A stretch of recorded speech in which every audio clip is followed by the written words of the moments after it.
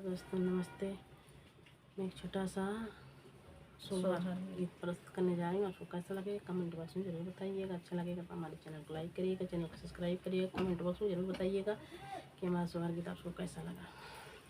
पलंगा पे बैठी हैं सासू बीरैया बोलिया बोलाई बीरैया बोलिया बोलाइयो बहुअरी कवाना कामना फल खायु लालना बड़ा सुंदर लालन बड़ा सुंदर हो बहुअरी कवाना कामना फल खायु लालना बड़ा सुंदर लालना बड़ा सुंदर हो सासू मामा त खाए मिलिया तयाउर बैरिया सासू मामा त खाए मिलिया तयाउर बैरिया सासू फोड़ी फोड़ी खाए नाव रंगिया लालनवा बड़ा सुंदर हो रिलवा बड़ा सुंदर हो अम्मा फोड़ी फोड़ी खाए नवा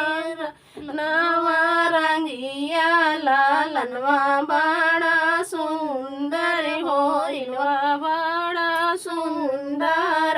हो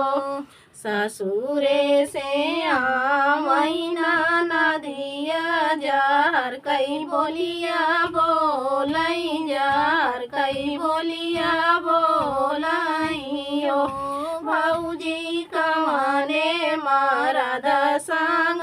सोयु लालना बड़ा सुंदर लालना बड़ा सुंदर हो भौजी कवाने मारा दसंग सोयु लालना बड़ा सुंदर भतीजा बड़ा सुंदर हो सोवतरा नदी सोवतरा है अपने आटरिया सपना एक देखाऊं सपना एक देखाऊं नदी सपने में आए नाना दोइया लालनवा बड़ा सुंदर हो रिलवा बड़ा सुंदर हो नदी सपने में आए नाना दोइया लालनवा बड़ा सुंदर भतीजवा बड़ा सुंदर हो नदी संगवा में सोई नाना दोइया लालनवा बड़ा सुंदर भतीजवा तो हर सुंदर हो।